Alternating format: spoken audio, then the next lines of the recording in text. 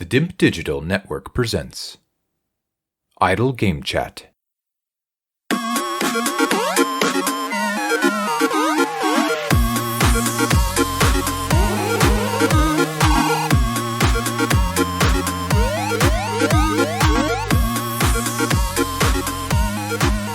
Hello, Apps here from the DIMP Digital Network, and welcome to Idle Game Chat and our Game of the Year ceremony for 2019. So we're going to run through our nominations for 2019 and reveal the official DIMP Digital Game of the Year for that year. We have 6 games in total, so I've called in one of the big guns to run through each of these. He is a one-time Fantasy Gaming League champion with 1 successful defence, and he was the runner-up in the 2019 DIMP Digital Gaming Quiz. It's one of the OGs. It's Hall. How's it going? Hello. Yeah, not bad, mate. You? Yes, not too bad, thank you. How are you finding a year without being on the front line for the FGL Championship? You know, it's fucking killing me.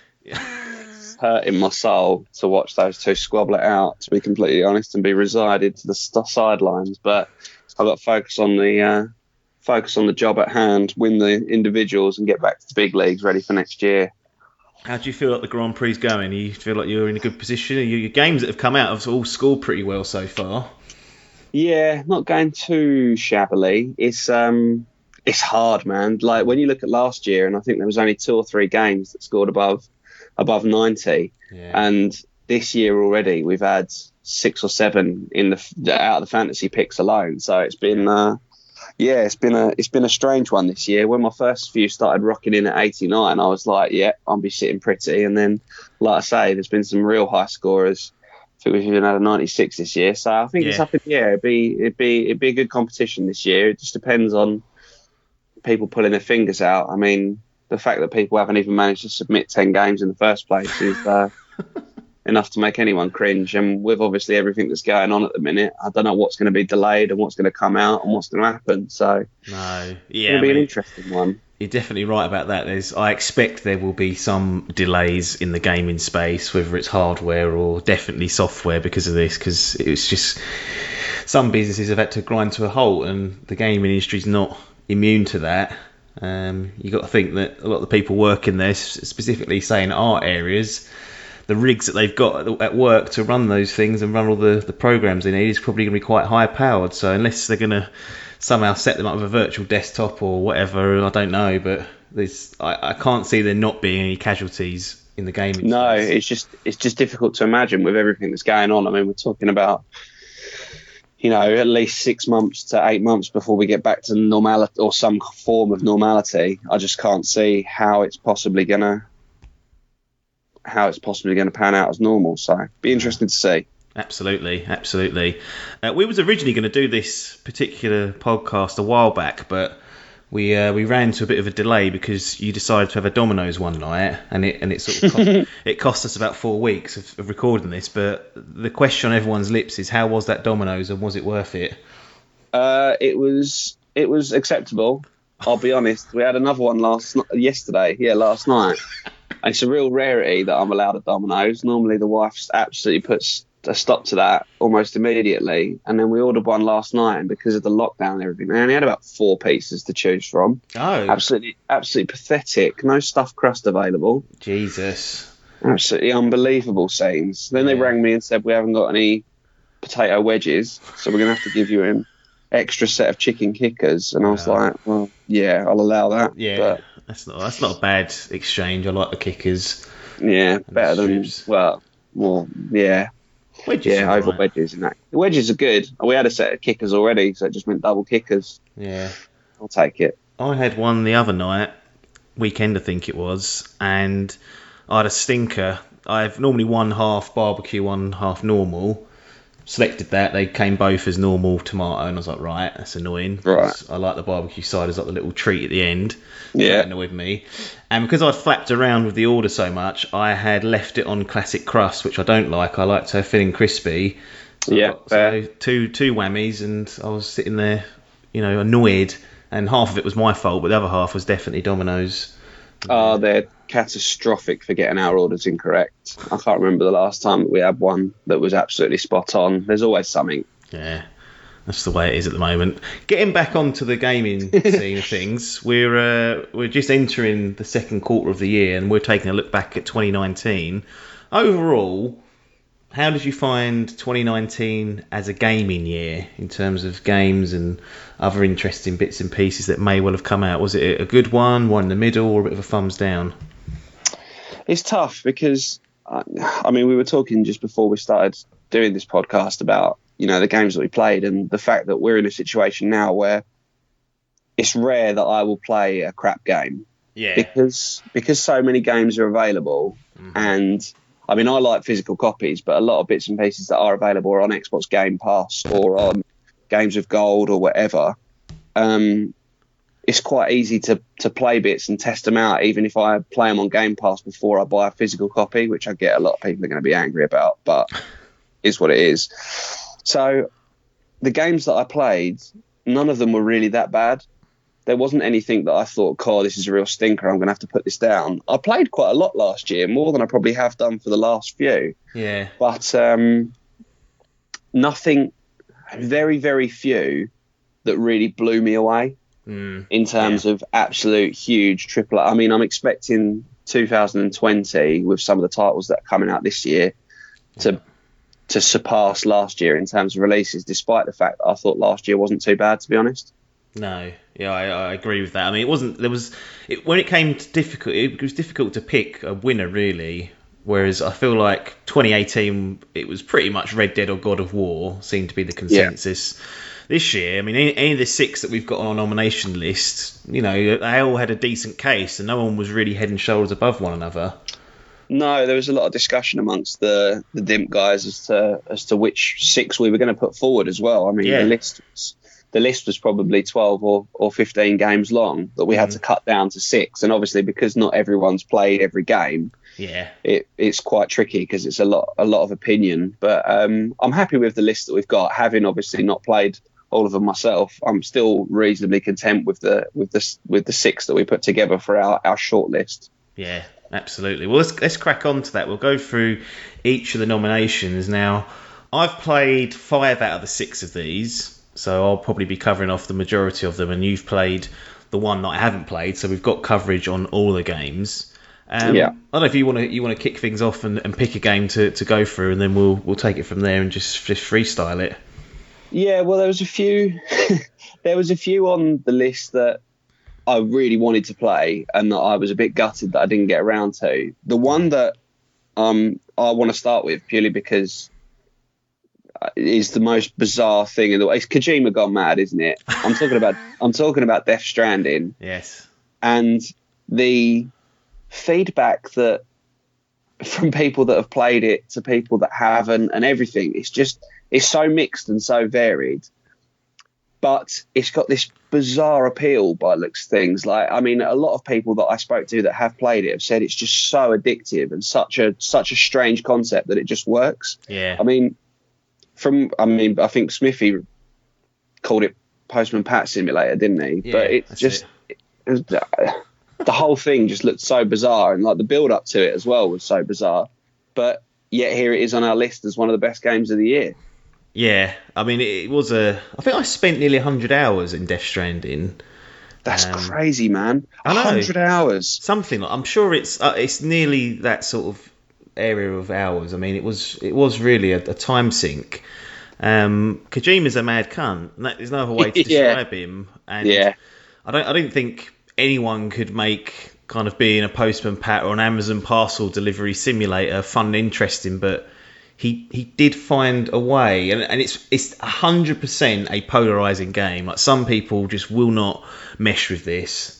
100%. Like, and I'd never say to anyone who didn't like it, "You're an idiot," because it is one of those games. And to be honest, when I first started it, I was like, "Jesus, what am I doing here?"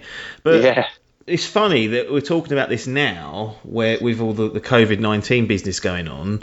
Where actually the game itself is set around people having to self-isolate because of a catastrophic event, and the people keeping the world going are the delivery people and those that are handing out orders. So it's I don't know whether Kojima had an eye on what was going on and predicted it, but that's odd. And the other sort of strange irony is that we're playing Animal Crossing at the moment. Yeah. And it, I'm loving it, but a lot of it's pointless shit, really. And this is in that kind of category where if you get hooked on just doing, the grindy stuff, you are going to love it. And that's, I think, what happened. I think me and Adkins were both championing this one to go on the short list because it is so different. Yeah, I mean, because to be honest, I've been, other than having seen a lot of the hype around it and having spoken to you guys a little bit about it, I don't know much about it. But in terms of how did it play? Was it a linear type thing, or are we talking full on open world? You can go off. Is there side quests or equivalents or whatever, or is it? I mean, having heard you say that you put 100 hours into it, that is such a long time. Yeah. That's obscene. Nowadays, games, I generally expect like a story mode or a campaign or something to take maximum 30 to 40 hours. Oh, yeah, yeah. And then, big open world games to maybe take somewhere in the region, like a maximum of double that once you include doing all the side bits and pieces. And it's, I get that not everyone 100% to every game that they play, but 100 hours is an awful long time to put into anything. Yeah. I mean, what is the breakdown of it? Is it a linear game or is it full on open world? I don't know enough about it to be able to. Yeah, it starts off as a linear game basically, and then it cracks open into an open world. Get to a stage where you can. Yeah, it really opens up. There's two maps essentially, and once you get off sort of the first location or map, it kind of blows open a lot more, and there's a lot more freedom for you to do. Right, there are side quests, so there's like story based orders as they're called, which if you do that, you'll follow the cutscenes, you'll get the story, and you'll get to the quote unquote the end of the game. But in amongst them, there's like side deliveries, which some have individual little mini stories attached to them. So there might be several stages of a story, and if you do all of them, you might get a little payoff at the end. But because it's a shared world, the online aspect, I think, is the thing that really tipped me into wanting to have this on the list. Because you're in a shared world of sorts, stuff that you put down, other people can use, and it tracks how many people use your items and give you likes and things like that. And also, you can take advantage of other people's handiwork, whether it's a ladder in a convenient place to help you over a ridge, or a rope to help you get up a mountain. It felt like they structured it in a way that you'll always find someone else's work there to help you out of a jam. Right. Okay. I got really addicted to setting up the roads. So there's no roads when you first get to like the second location, and in order to get around, you can walk, but it's much easier to drive around in a truck or a bike. Trouble is, if you don't have a road, they're solar powered. You run out of battery quite quickly. Whereas if you've got a road, it charges whilst you're on, the tarmac. So I this is not even anything to do with the story. There's no reward for this, but I set a task myself of building every single road platform that I could. Jeez. And that's probably where 40 hours might well have got. Well, I was going to say that'd be a real life South Park. It was at least half a dozen hours to a dozen hours though spent doing that. So that's the sort of thing. I just got distracted on that for ages, and then ended up finishing the game. Thing is, that's the type of thing that shows it's the sign of a good game, where you can sit and you can do something like that. I mean, I'm a terror for a monotonous task. I like to have like a mind-numbing task like that, which is why I enjoy stuff like Minecraft or Animal Crossing, as you say, that we've got going on at the minute. But there's something addictive about things like that when you find something, especially when there is some reward that's not just for yourself. Like you've got that collaborative gameplay to a certain degree. Yeah. It's good. It's definitely in that ballpark. And sometimes you just don't want. It's not a particularly hard game, and sometimes I don't want to be running around ripping demons' heads off and shoving it up their arse. It's kind of just nice to chill. You can just sort of just sort of mong off and sit there and play it and you look and you go, Christ, that's 3 hours gone there. Yeah, I haven't even thought about anything else. So it's definitely one of those games where you can sort of just disappear into and stay away and just soak it all up.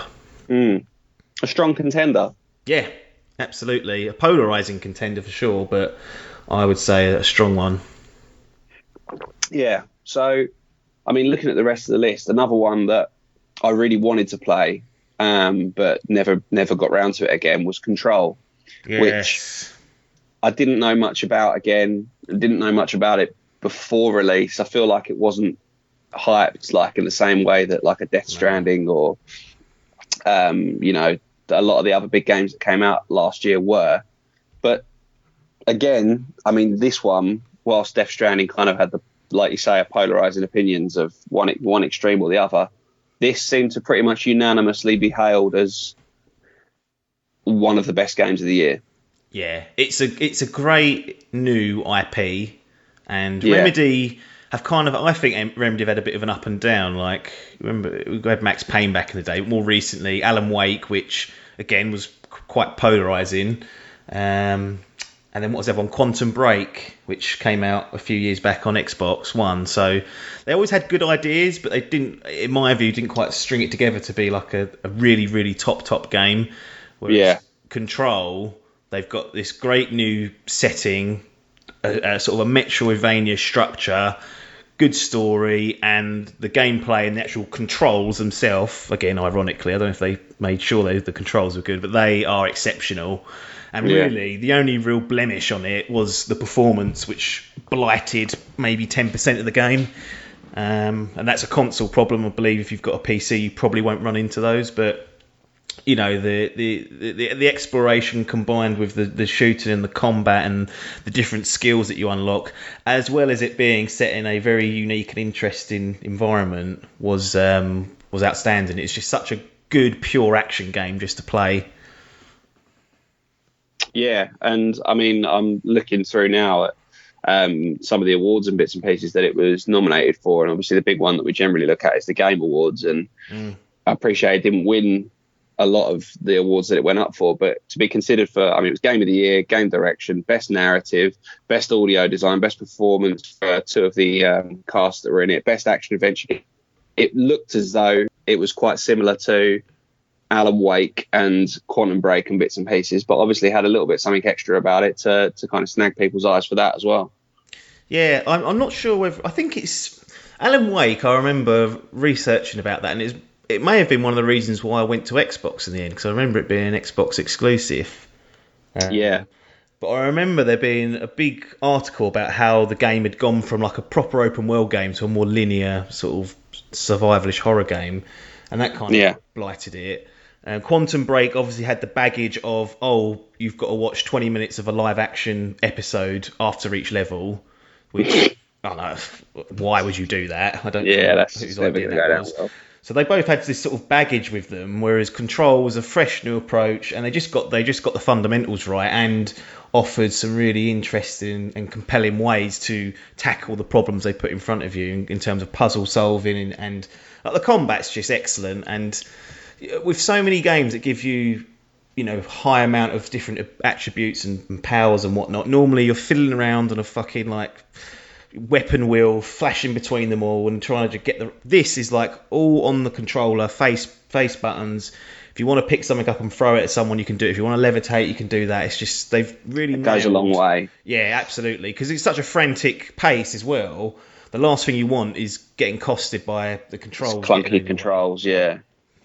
Yeah, I feel like that's such a big thing now as well, with a lot of sort of shooting games or action adventure games, that they try and overcomplicate things, like you say, with weapon wheels, and you know, when you open up a menu, it goes into slow motion to give you time to do it and whatever, and it's very difficult to get the balance right. So it's nice to hear that they've done so well to keep it simple, but evidently it still works. Yeah.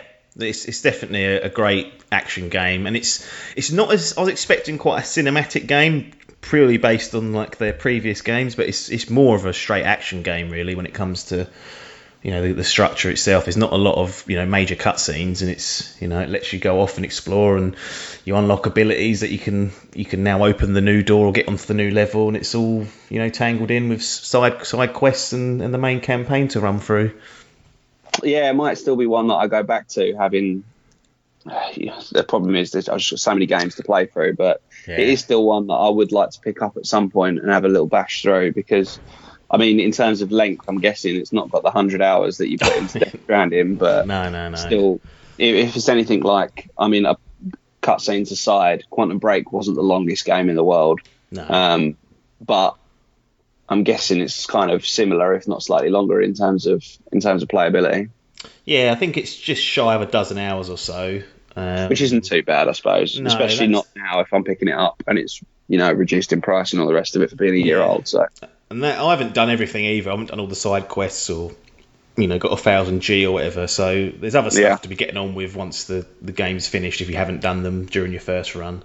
Okay, quite cool. Yeah, fair enough. All right, well, should we move on to what's next? Which this one is one that. I mean, I know I've said this about Control as well, but this one I literally knew absolutely zero about. The only time when this even cropped up on, I think, most of our radars is when it came through on OpenCritic as having one of the highest scores of the year, which is Disco Elysium. Yeah.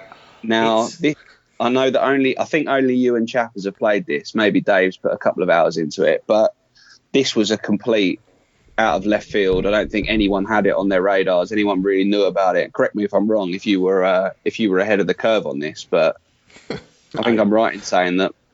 Literally, like I say, completely out of left field and seemingly absolutely smashed it. Yeah, it definitely wasn't one I was counting down the days to on release. It was one of those ones that released and then got the positive reception and got traction through that way and also through word of mouth. And looking at it, I thought, you know what, I'm going to give this a go, I think. I'd already previously missed out on Divinity Original Sin 2, which was a highly critically acclaimed, at the time was a PC-only game.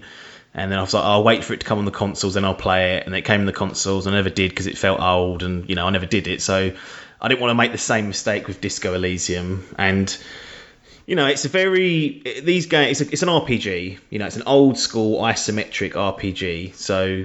Yeah. If you like your action, this is not the game for you. No. And, at first, it kind of seemed like it was a game that is just trying to be weird for weirdness' sake. But you kind of realise that it's all tied together by this very unusual mechanic whereby the character you're controlling has voices in his head. And each of them kind of represent different attributes of his body. So one might be intelligence, one might be empathy, one might be his physical strength. There's about, I think it's 24 different skills, and they all have a certain role to play during your course through the game. And obviously you can upgrade certain stats and ignore certain stats, and that gives you different approaches to get past certain points in the game. And it's like Homer Simpson where he's like arguing with his own brain.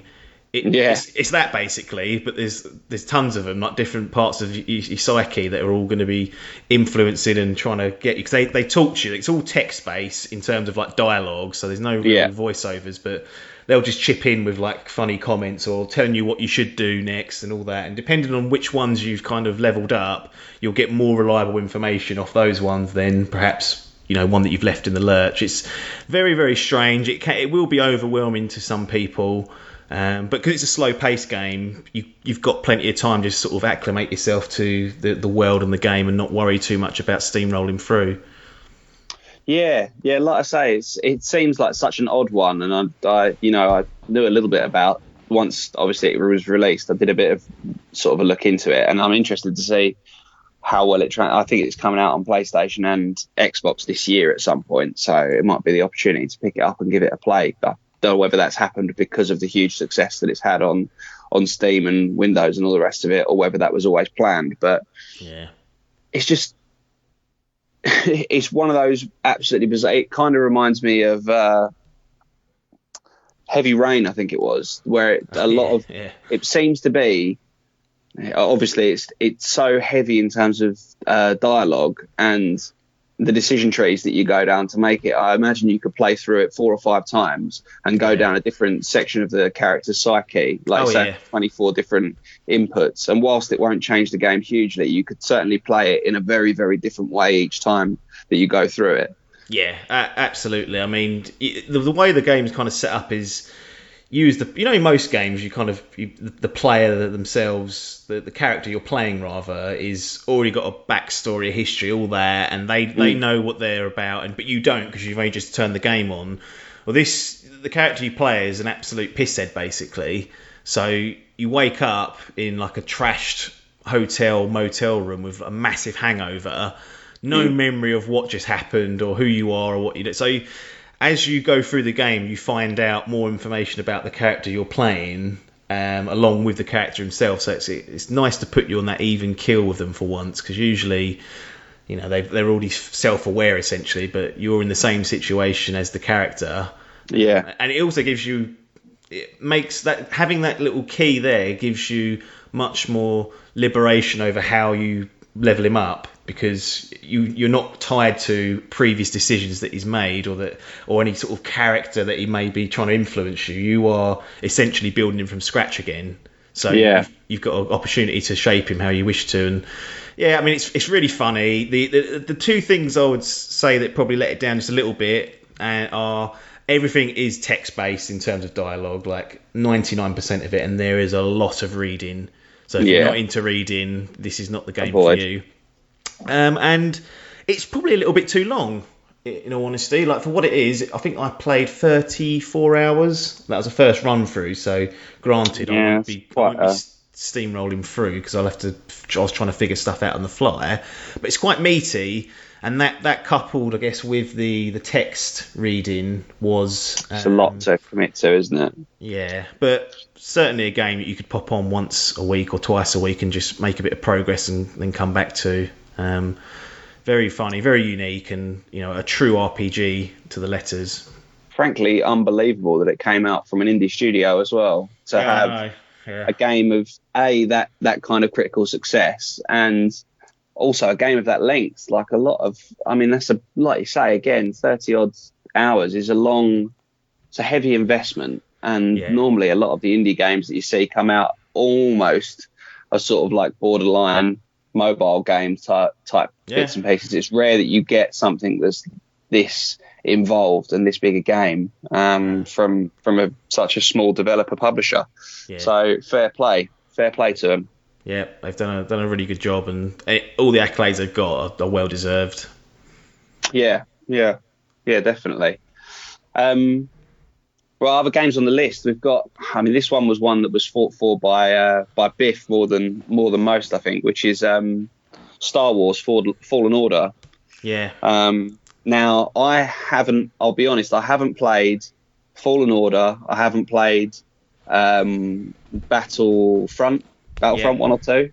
So I haven't played any of the Star Wars games for a long time. In fact, the last ones I played were probably the Force Unleashed saga, which were obviously fun for what they were, but I generally avoid games that have got tie-ins to film and or television programs, purely because I feel like they're almost always pumped out for the sake of they're tied into the release of a film to boost the ticket sales of the film.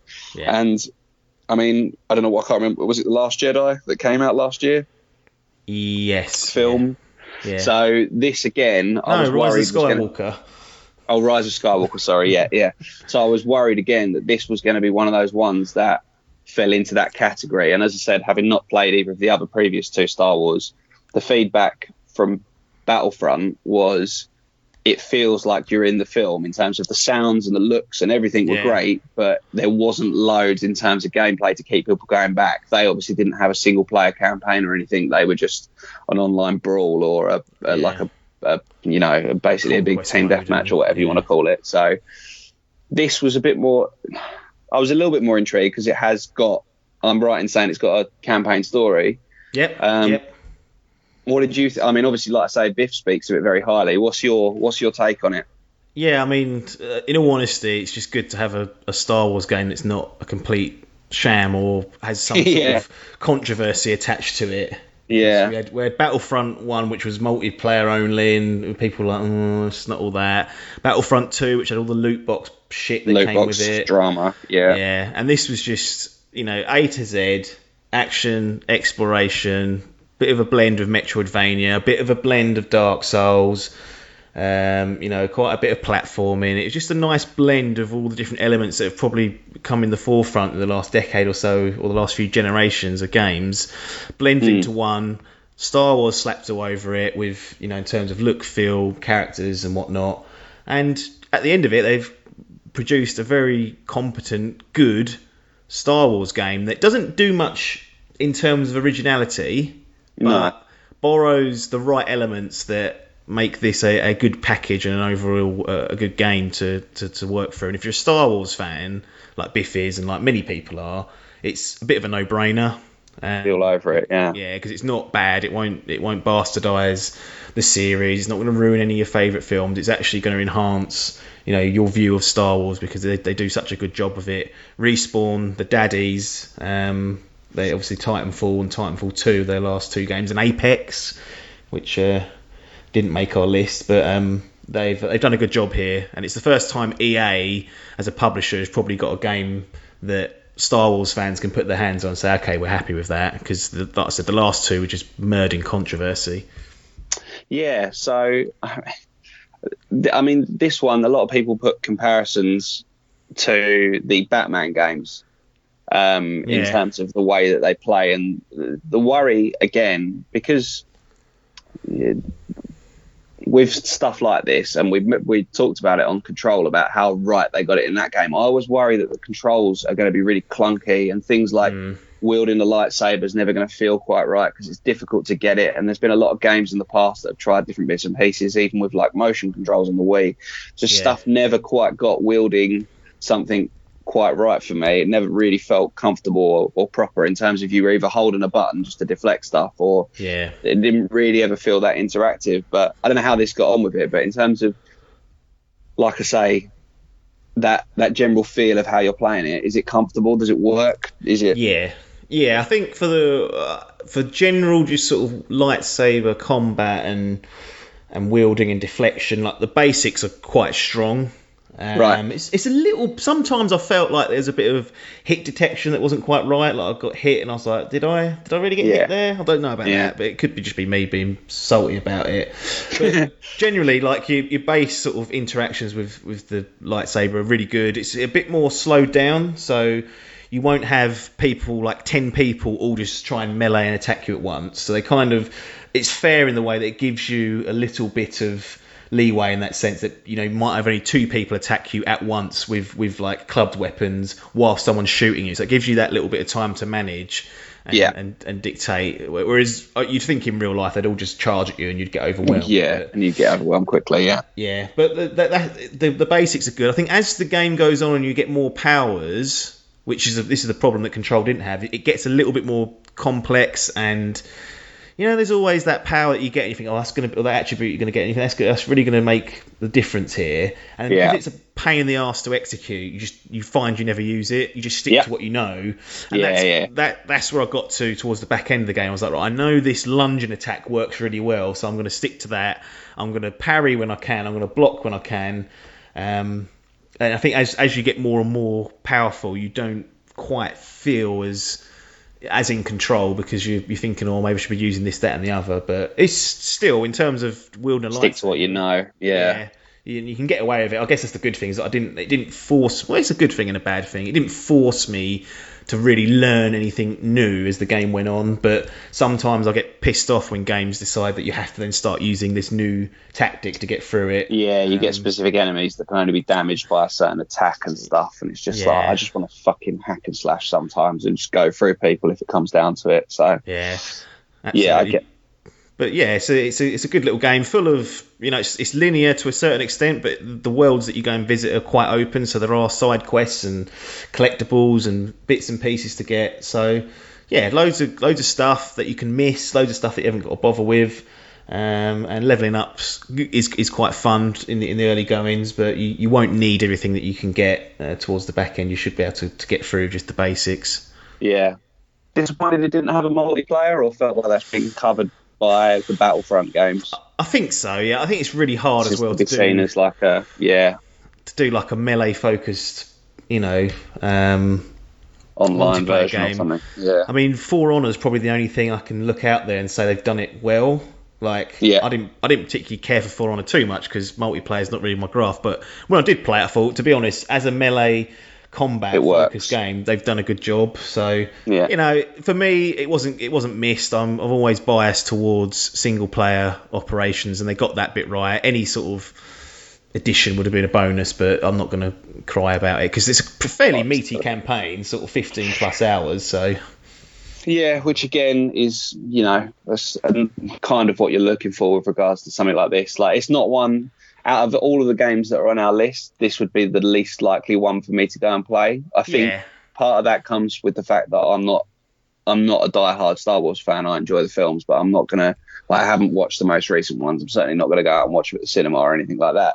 So it doesn't pull me in hugely in that sense. But it looks like a very palatable one of those ones that you can go through, and I can definitely see the appeal, like you say, for those that are big Star Wars fans, in that it's just a no-brainer in terms of you can submerge yourself in the environment and get hands-on with being a Jedi. I can see the appeal in that essence. Yeah, absolutely. It's like I said, it's a good video game outside of just having the Star Wars stuff. But obviously, if you love the Star Wars franchise, then you're gonna love this even more. So, serviceable even on its own. But obviously, if you're not into Star Wars, then you would still enjoy the game. It's got a bit more about it than I expected, I guess, is one of the things that I appreciated about it. It had a lot more solid gameplay mechanics. I was a bit like, wasn't expecting that, if I'm honest. So pleased that they included it. Yeah, I suppose the way to think of it is if you stripped away the Star Wars title and it just became like some kind of reflective sword as opposed to a lightsaber, and it wasn't embedded in the environment, would it still be as good a game? Is there a certain element of this? Does that Star Wars element take it from being a good, palatable game to a great game? I think so. Yeah, I think it does help it because Star Wars is a fair. I'm not a diehard fan. I'm much like you. I've watched the films, like even the new ones, but I'm not like Biff and Adkins who bloody love it. So, but I think that because it's a familiar setting with stuff that I'm familiar around just enough that it does add a little bit to it. If it had all that stripped away and was quite generic, you might say, well, it's not all that. It's just stealing ideas from other games. But Star Wars definitely does not hinder it. It certainly helps. Yeah. That's fair enough. It's just, like I say, I think just ridiculously, I'd almost be more inclined to go and play it if it didn't have the Star Wars fans to it. But that's just me and my stupid backwards brain saying no, don't touch it because it's a video game based on a film. But anyway, I think worthy of being on the list though, based on the reviews that we had of those amongst the DIMP crew that have played it. So another strong contender. Now the next one on the list is a remake, which always starts to raise a few eyebrows and make people sort of stop and question a little bit, because generally I don't like including remakes or remasters and bits and pieces because I feel like it's a bit of a cop-out. That said, from, again, having spoken to you about this game in particular, was almost felt like a completely new game, almost completely redone. And we're talking about Resident Evil 2. Yes. Highest reviewed game of the year on OpenCritic for last year. Yeah. Which is shocking in itself when, like you say, we look at some of the other games that we've spoken about and some of the ones that we haven't even got on our list of 6. It's surprising to see this be the top rated game of the year. But no one that I know who has played this has had a bad thing to say about it. No, we'll address the remake thing first. Yeah, you're right. It is a full remake. And what's it? 20 years ago, the OG one, probably longer than that. In fact, probably 25 years ago. 1998. 98, yeah. So over 20 years ago. Compared to the original, it's unrecognisable because it doesn't share any of the tank controls or the isometric view or the pre-rendered background. This is a modern version of a survival horror game that happens to be set using loosely, albeit, in the Resident Evil 2 timeline. Characters and whatnot appear, but what happens to them in some cases is very different, and it doesn't play anything like the old game. It keeps the DNA, I guess, in terms of things like inventory management and puzzles and bits and pieces like that, but is all expanded to fit the modern style of gameplay from a third person, and does a really good job. Does a really, really good job. There's not a lot of negatives you can say about it. It probably has the best zombies ever, and that's probably not a high bar to set, because all I see It's been a lot to put out there with zombie games. Yeah, I mean, probably Dead Rising, I feel like, had decent zombies, like the slow shambling ones. They were decent, but things like DayZ and the World Wars, they're all just run at you and just scrap at you. These fuckers grab you, they bite you, they lumber and whatnot, and they're the best zombies ever. But the graphics, gameplay, puzzle solving, length, it all had everything you'd kind of want out of a game. And yes, it is a remake, and it's set in on Resident Evil 2. But if you put them side by side, you would never know it's being possible. If it was a straight remaster, then that's where I think you can raise the questions. But the gameplay and the structures changed so much; it is a completely new game. Yeah, I mean, changing it from the fixed camera to like the over the shoulder third person shooter. They basically, I mean, which came in with Resi 4. Yep. And obviously Resi 4 was absolutely incredible. One of my favourite games ever. Played it on multiple platforms. So even on the Wii, I mean, yeah, it was great on the Wii. Really worked well with the motion controls, which is something that you won't hear me say about many games. But yeah, just a really good decision to do that with it. Like you say, completely different from the original by the looks of things. They really cleaned it up nicely. And the piece around that you said about having the best zombies, the great thing about this is there is such a diverse mix of zombies as well. You get like when you come to some of the boss fights in the Resident Evil games, it is fucking terrifying. Like they do an excellent job of keeping it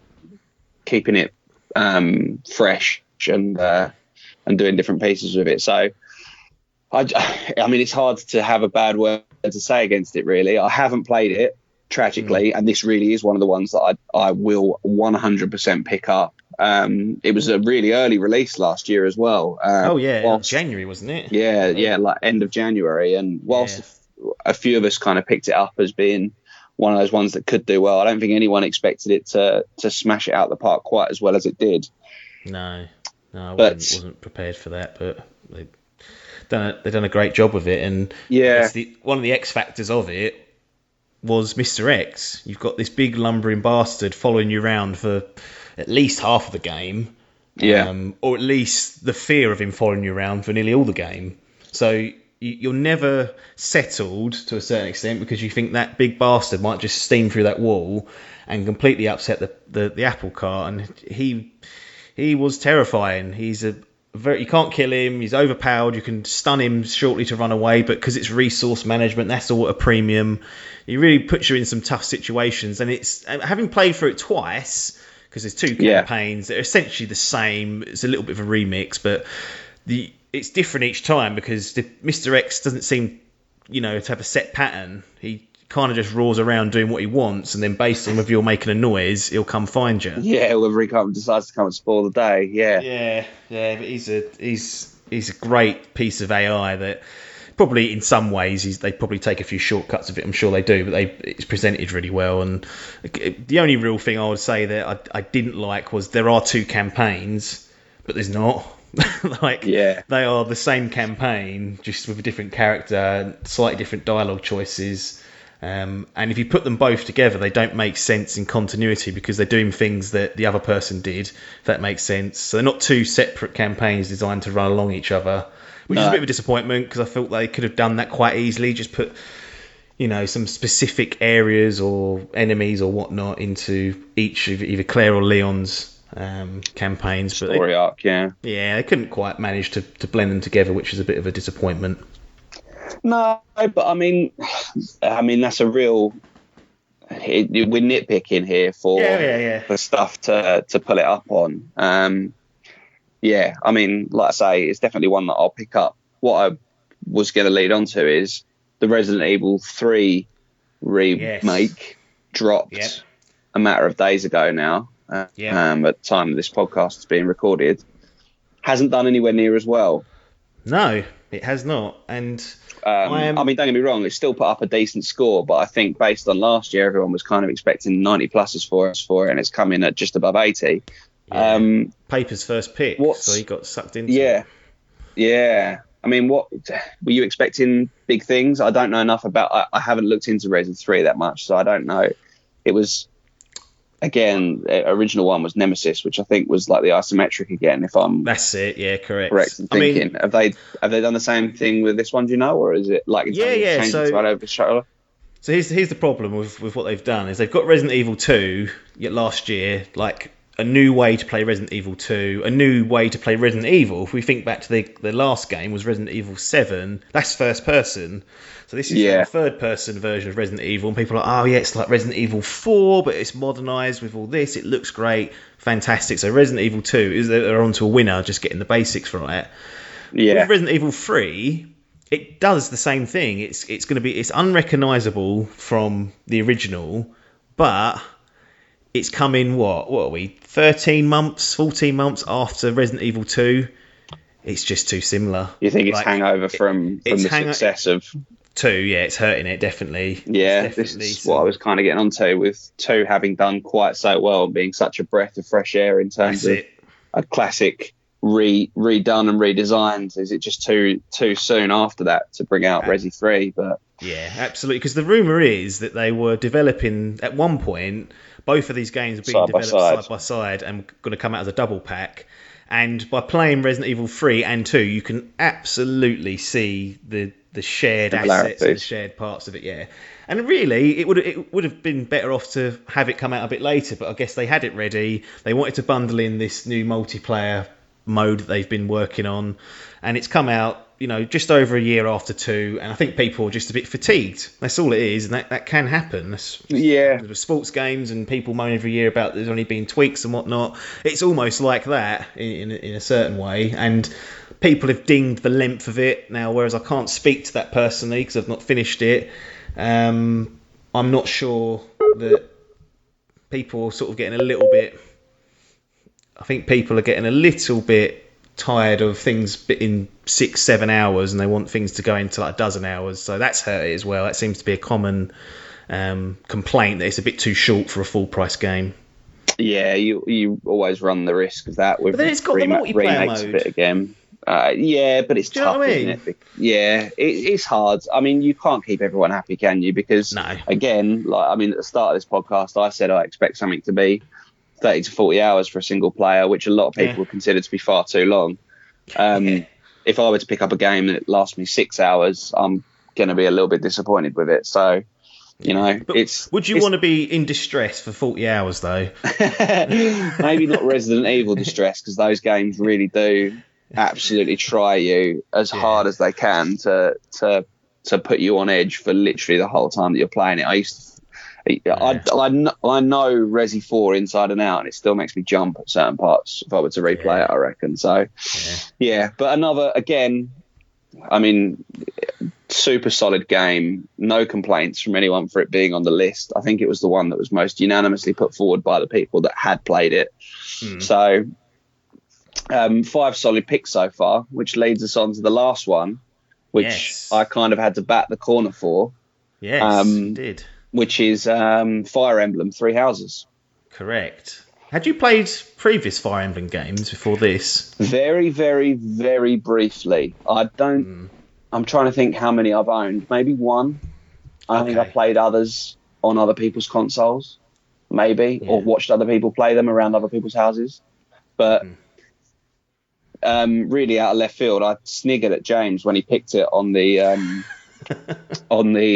fantasy draft. Really just paid it no heed whatsoever.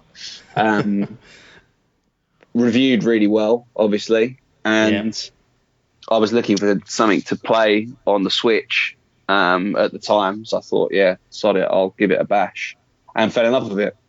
I mean, like I say, having not played any of the other 5 games, this for me has certainly been my game of the year.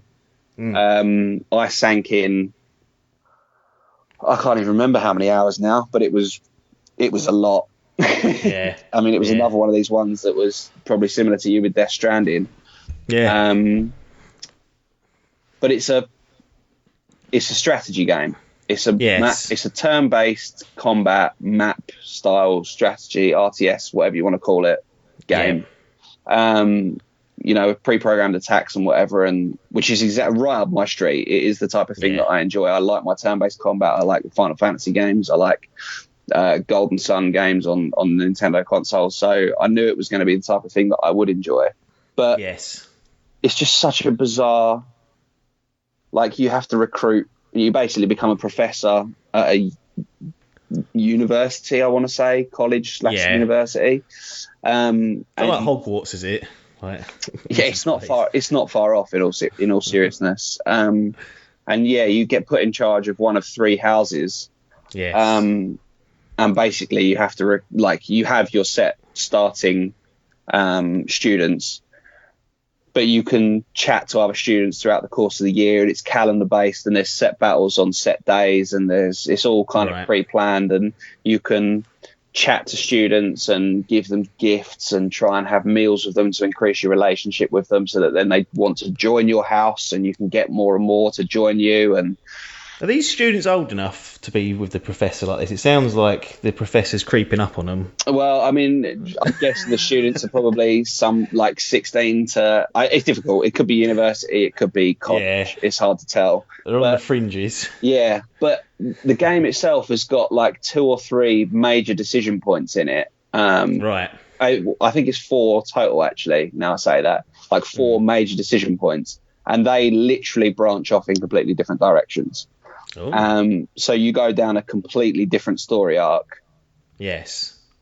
Where you end up battling for certain sides in certain when it all kicks off, you join you have a different allegiance depending on how it's gone, and there's certain students that won't come with you over to fight on that side because of their family heritage and bits and pieces. So there's it's quite a lot to it, and it's quite. So you might have spent all this time getting to know someone, and then this is the thing that killed me. I had 4 or 5 students that were my absolute bankers that I leveled up heavily because they were fucking double good.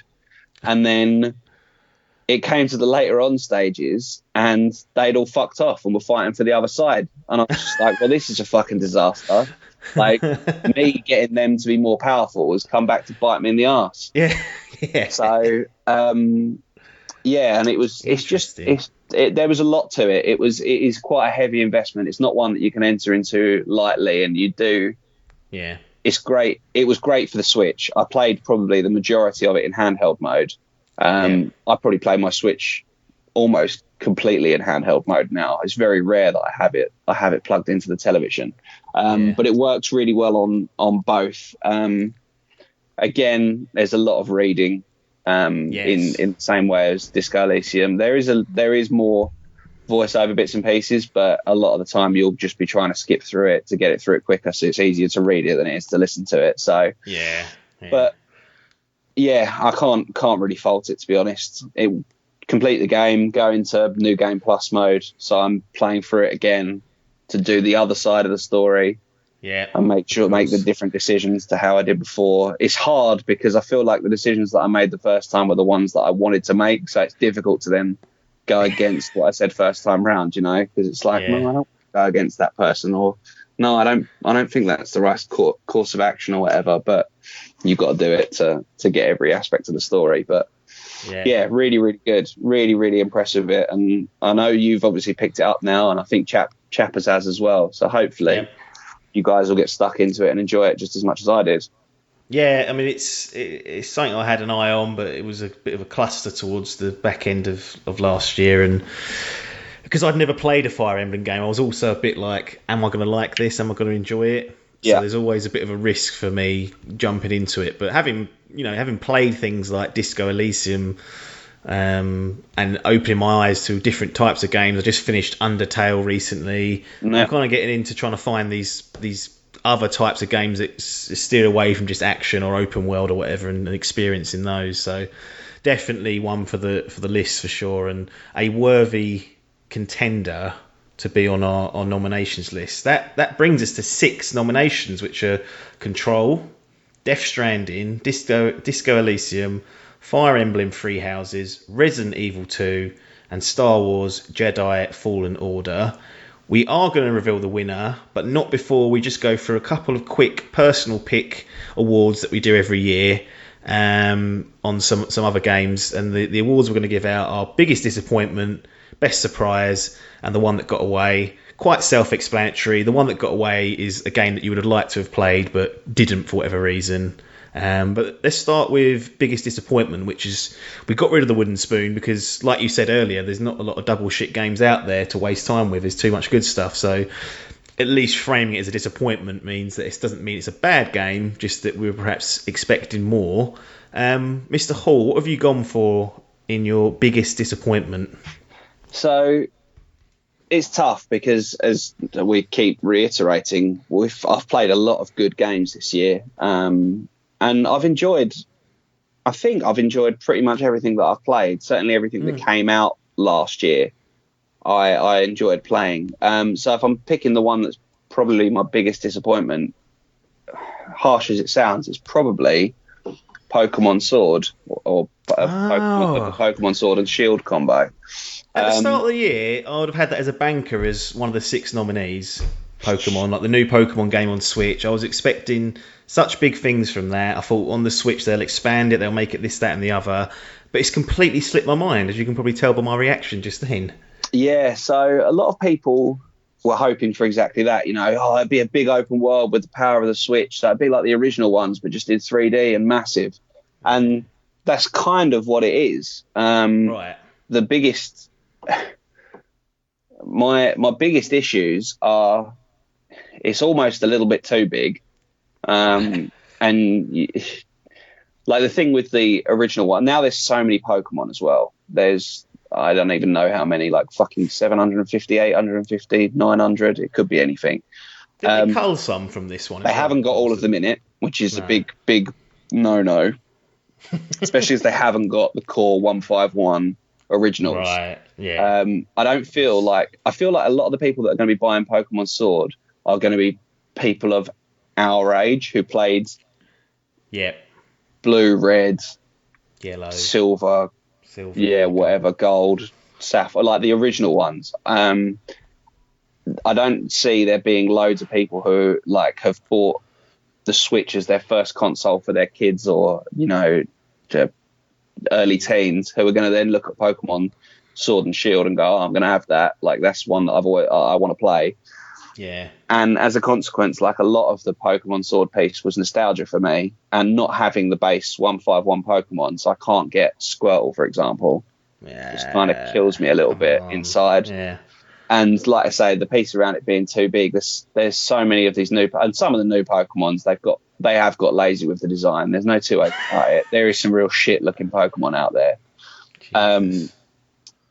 It's just you used to be able to go onto a route and you'd catch all the Pokemon from that route and then you could move on, or you could just you used to get frustrated that there was too many trainer battles in a small space or whatever. And now it's all so far apart.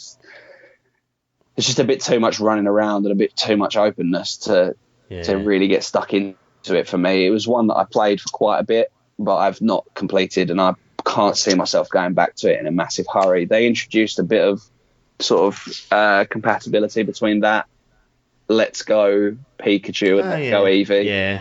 Yeah. And now there's a little bit of compatibility with Pokemon Go as well, but I feel like it's just too far past the Pokemon Go's kind of died out a little bit now. I don't think there's loads of it. It's not got the hardcore fan base it did when it first came. No. And Let's Go Pikachu and Let's Go Eevee were just shit. There's no two ways about it. They weren't right. They tried to cut out the battling stage. I'd rather play Pokemon Shield, but it be red, like remake red, basically. Yeah, what they needed to do was they needed to get Pokemon Let's Go Pikachu and Eevee correct, because they were red and blue remastered, but then they just took out the battling of wild Pokemon, so you just threw Pokeballs randomly at them, and it just killed me a little bit on the inside. So. That for me is my disappointment of the year. And that's not to say that it's a terrible game by any stretch. I still put quite a lot of time into it, but it's not one I'm going to pick up in a hurry again and finish off, unfortunately. No, that's fair enough. And Pokemon historically has been a top game of the year, and I feel like that sentiment of being a bit disappointment is shared across a lot of the community. There's a lot of people not happy with some of the decisions they've made, and it just didn't seem to catch.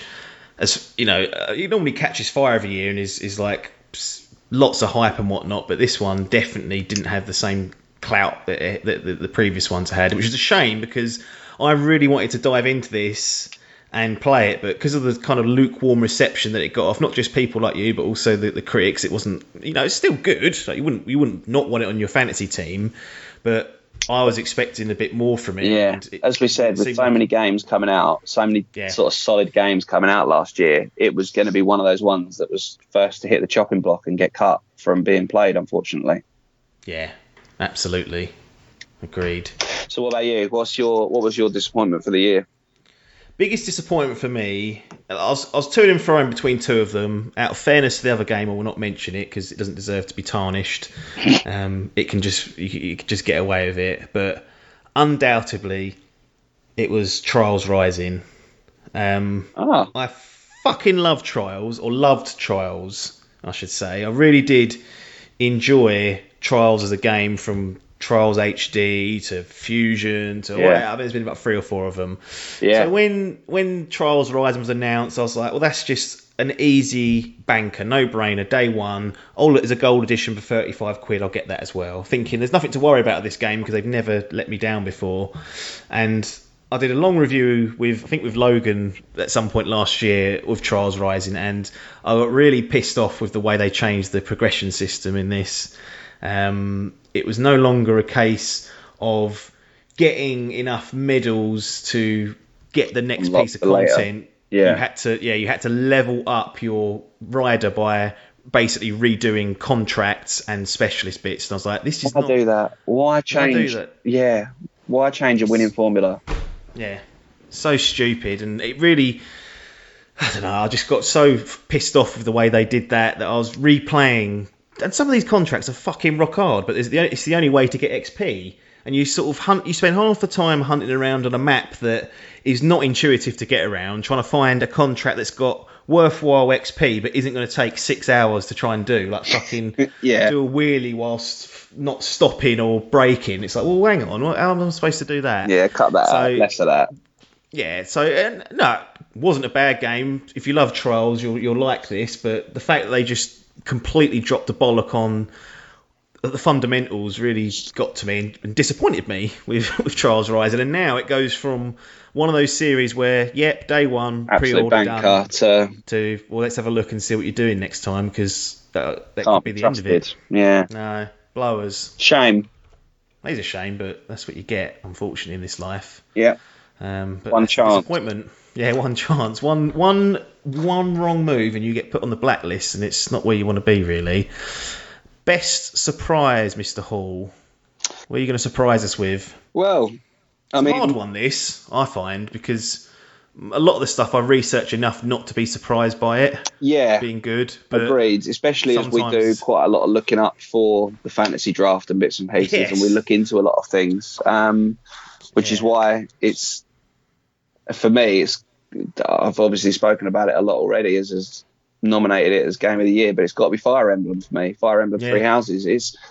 As I said before, I laughed at James. I didn't think anything of it. Didn't think it was going to be one that would do well. It was really, really highly reviewed. I bought it purely based off of the reviews that I'd seen other people make, and I loved it. I absolutely fell in love with it. It was easily the game that I played most last year. It was on the Switch, which, again, everyone knows how much of a fiend I am for achievements, and it takes a lot to pry me away from playing stuff on the Xbox for a long period of time. It'll either be because other people are playing something or because a game is just so good, and that's exactly what this was. It took me it was tough to put it down. I wanted to play it every day, which is rare for a game. You know what I mean? Once you get properly into something, I'd just be like, and because the Switch is handheld as well, it just meant that of an evening time, I just lay in bed and play it. And then it'd be, before you know it, it's like 1:15 in the morning. I'm like, I've really got to put this down and get on with it, because it's calendar based and you could do so much, and there was so, like, you'd have to go and talk to the students every day, and like I say, I do love a monotonous task. So I'd just be like, oh, okay, I'll just play like another week's worth of stuff. That's it. And it's like, you just go around and talk to everyone and make sure I tick all the boxes and I utilize all my points to make sure I level up correctly. And it's just a killer. But yeah, loved it, and I'm glad. It was a good surprise. It's nice to have something like that, because it's been a long time since I've had a game which I really like. It's normally the other way around, that I'm desperately looking forward to a game and then it either gets shit reviews or it gets good reviews and then I'm not into it at all. So it's nice for it to be this way around for a change, where something that I initially poo-pooed, I've been dramatically wrong about. Yeah, it's always the best place to be, for sure, and rightfully earns its spot there as best surprise, and also still another chance of winning Game of the Year 2019. Yeah. Surprised? What's coming in? Hit me with... There's so many games to choose from. Be interesting to see, because you probably played as many games as I did last year in terms of 2019 releases. I think we played, between you and I think we probably played more than anyone else out of the DIMP crew in terms of 2019 games that came out. So I'm intrigued to see what your surprise was, and whether it was a surprise in a good way or a surprise in a shit way. No, I mean, it's a surprise in a good way, and it's also a surprise in the amount of time I spent into it. It's similar to, Fire Emblem in that case, that Death Stranding clocking up 100 hours. Yeah. There's something not right about that, but I enjoyed every second of it, and I'm the biggest Metal Gear Solid fan, but I know that Kojima comes with baggage and weird stuff, and that some of his stuff doesn't work. And the worry was, okay, he's been let loose to just make whatever game he wants. Will it actually be any good, or will it just be a complete clusterfuck? And it's probably somewhere in between, but it's fucking compelling, and it sucked me right in. So Death Stranding would be my biggest surprise, because I think the narrative was set up for it to be dog shit, ultra shit, and some people think it's that, but I'm in the other camp where I really enjoyed it, and I think the stuff they've done with the online connectivity is just fantastic. And the shared pieces and whatnot. It makes you want to help this community of people you've never met and never will meet, but you're helping real human beings. Yeah. So it's very good. Yeah, it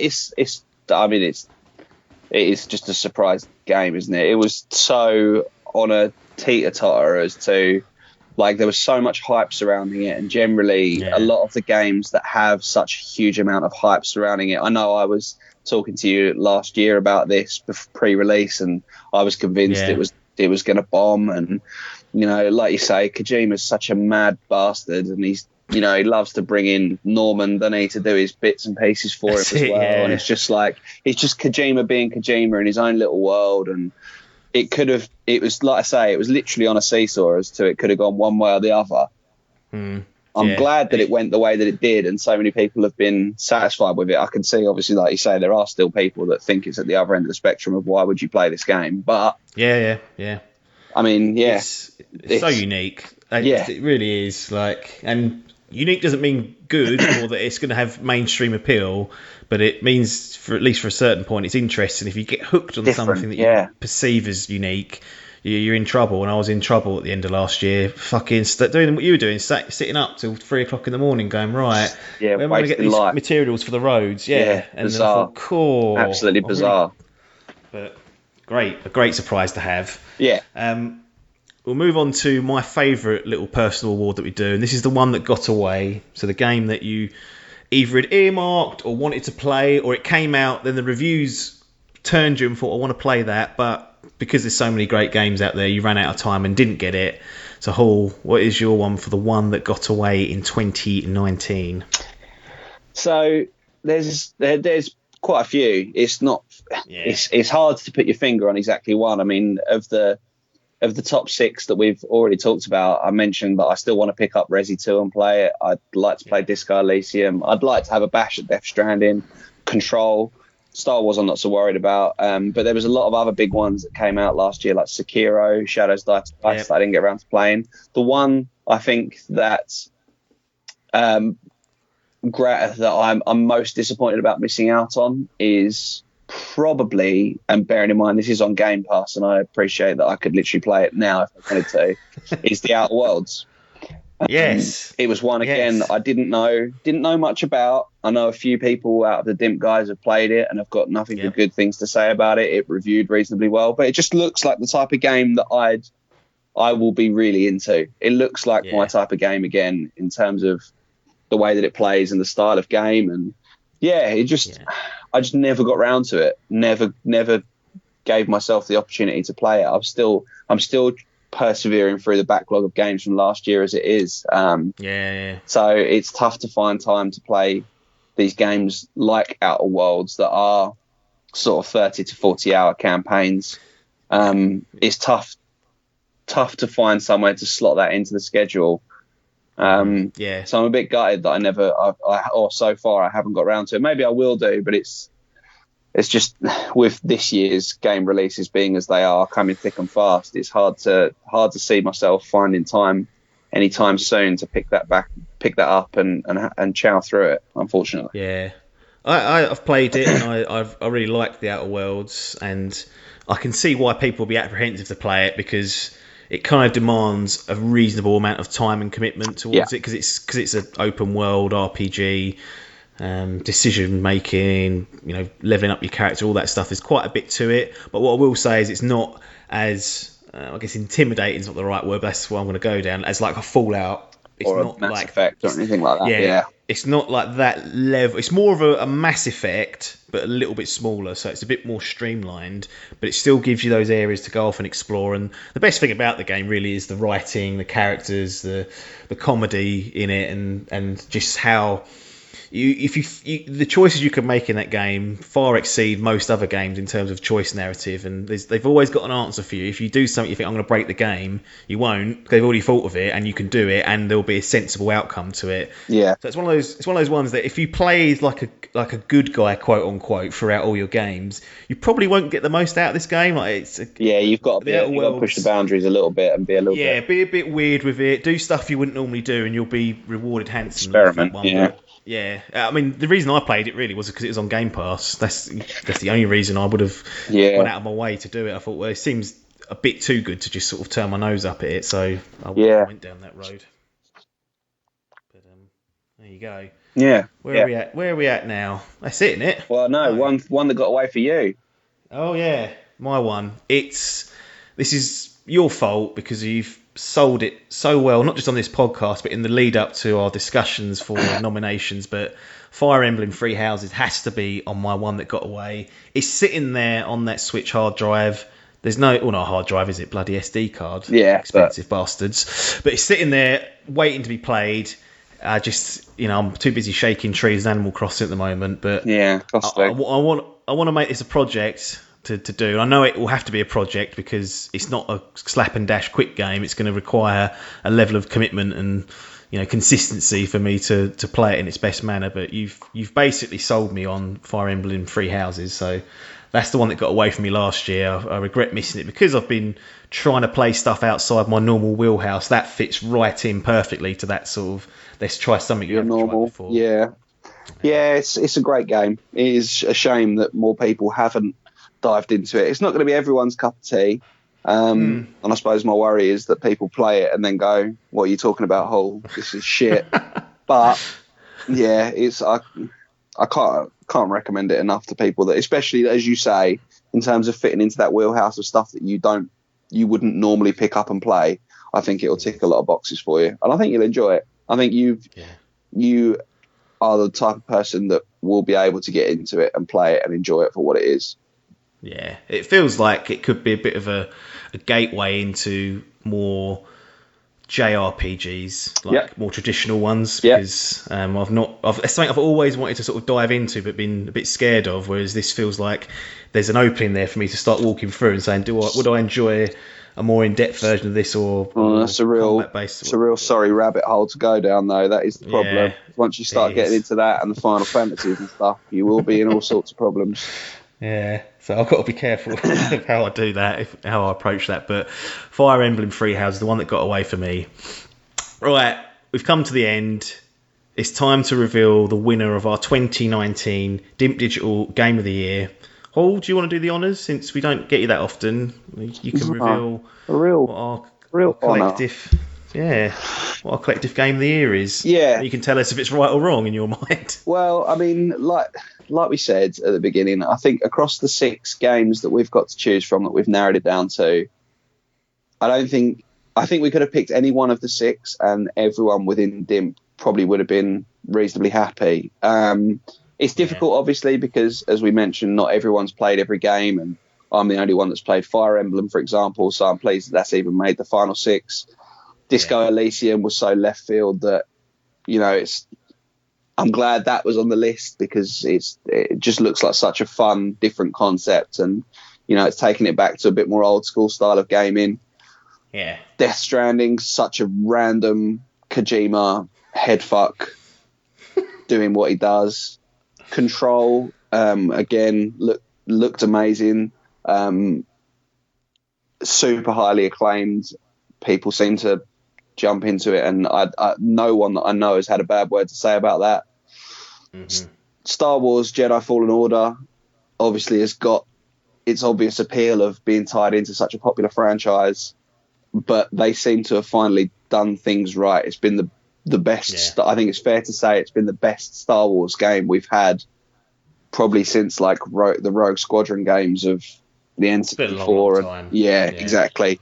But borderline unanimously across most of DIMP, it's certainly everyone that's played it, I think, had this almost at the top of their list. It's certainly within their top 3. Resident Evil 2 has been heralded by everyone that's played it as one of the best games, if not the best game that they played last year. So I don't think it's any surprise to most of us that the game of the year for 2019 is Resident Evil 2. Yeah, that's it. I mean, it was highly played, and it was popular amongst everyone that played it.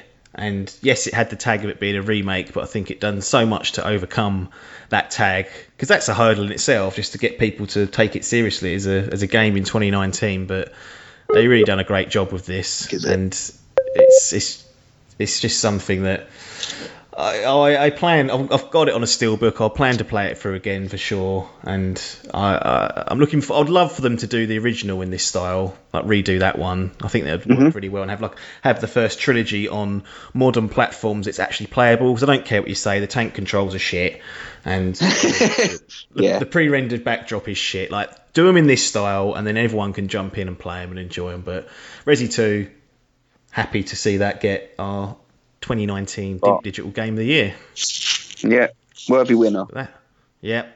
Well, that's it. Thank you, Mr. Hall. We finally got our Game of the Year ceremony out, and it happens to be, I guess, the first proper episode of the new Idle Game Chat here on the DIMP Digital Network. So you'll always have that status until we change it again, because we always get bored and have to liquidate everything and change it. Freshen things up. Yeah, exactly. But for the foreseeable future, you will have that accolade of being the first proper episode of Idle Game Chat. And we look forward to what 2020 will bring us. I think the plan, we've spoken about doing a game of the decade, which will take a bit of time to deliberate and come out with. So that'll be, I guess, 2010 to 2019. And something that we've all wanted to do is create some form of DIMP Digital Gaming Hall of Fame.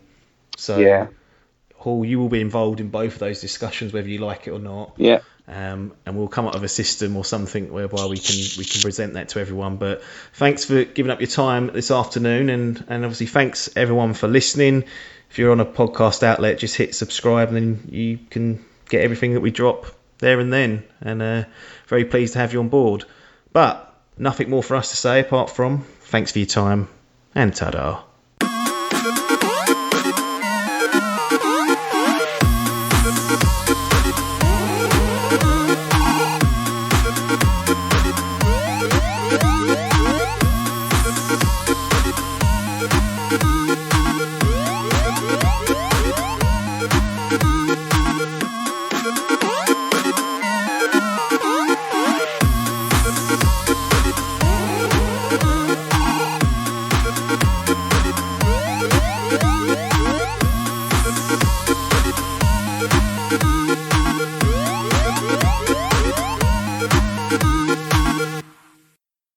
This was a DIMP Digital production.